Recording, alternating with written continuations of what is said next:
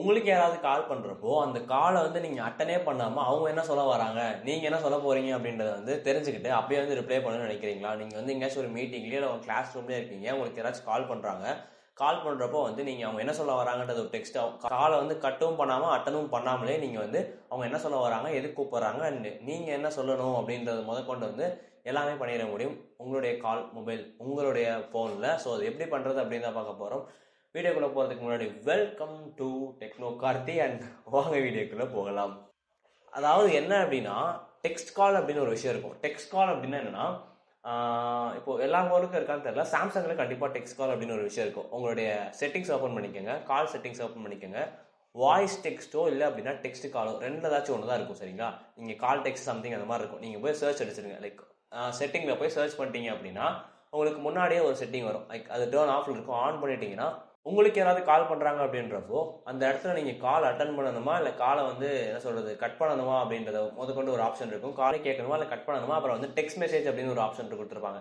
Text மெசேஜ்னா நீங்கள் நார்மலாக swipe பண்ணி அனுப்புகிற டெக்ஸ்ட் மெசேஜ் கிடையாது.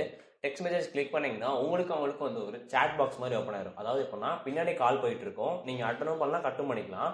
அப்படி இல்லைன்னா நீங்கள் வந்து அந்த டெக்ஸ்ட்டை வந்து கேட்கலாம். அவங்க என்ன சொல்ல வராங்க அப்படின்றத வந்து அவங்க சொல்லலாம். லைக் அவங்களுக்கு வந்து ஒரு வாய்ஸ் நோட் மாதிரி ஒன்று போகும். என்னன்னா அவங்க ஏதாவது சொல்லணும்னா நீங்கள் சொல்லுங்க அப்படின்ற மாதிரி அவங்க வந்து பார்த்தா வாய்ஸ் நோட் ஒன்று போகும். அவங்க கால் வந்து அப்படியே ரிங்கில் தான் இருந்துகிட்டே இருக்கும்.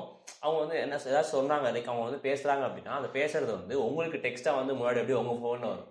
அண்ட் நீங்கள் என்ன சொல்லணும் அப்படின்ற ரிப்ளை வந்து அந்த ஷார்ட் ரிப்ளைஸை நிறைய கொடுத்துருப்பாங்க. அப்படி இல்லைன்னா நீங்கள் வந்து டைப் பண்ணி கூட ரிப்ளை பண்ணிக்கலாம். இது வந்து நீங்கள் எங்கேயாவது ஒரு வெளியில் ஒரு எமர்ஜென்சியான இடத்துல இருந்து காலையே அட்டன் முடியாத நிலைமையில இருந்தீங்கன்னா, டெக்ஸ்ட் பண்ணுற நிலைமையில தான் இருக்கீங்க, அட்டன் பண்ணி பேச முடியாத நிலைமைனா மோஸ்ட்லி கிளாஸ் ரூம்ஸ் இந்த மாதிரி மீட்டிங்ஸ் இருக்கிறப்போ நீங்கள் வந்து இதை யூஸ் பண்ணிக்கலாம். அண்ட் இது எப்படின்னா, நீங்கள் ஃபர்ஸ்ட் ஆஃப் ஆல் நீங்கள் ஃபஸ்ட்டு இது பண்ணிக்கணும். என்னன்னா லாங்குவேஜ் செட் பண்ணணும். லாங்குவேஜ் அப்படின்னா அவங்க என்ன பேசுகிறாங்க, நீங்கள் பேசுகிறத விட்டுட்டு அவங்க பேசுறது இருக்கு இல்லையா, ஸோ அவங்க பேசுறது வந்து லாங்குவேஜ் செட் பண்ணணும்.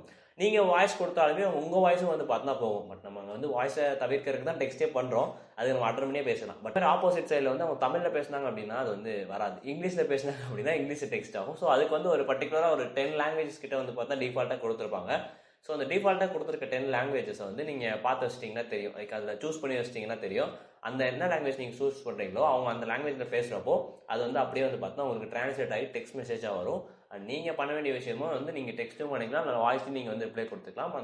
அது மேலே எக்ஸிட் கொடுத்தீங்கன்னா எக்ஸிட் ஆகிட்டு அதுக்கப்புறம் கால் அட்டன் நீங்கள் பண்ணுறது தான். அண்ட் வீடியோ அவ்வளோதான். வீடியோ யூஸ்ஃபுல்லாக இருந்துச்சா அப்படின்றத நீங்கள் வந்து கமெண்ட் பாக்ஸில் போடுங்க. நீங்கள் எந்த இடத்துல அதை யூஸ் பண்ணுவீங்கன்றதே கமெண்ட்டில் சொல்லிடுங்க.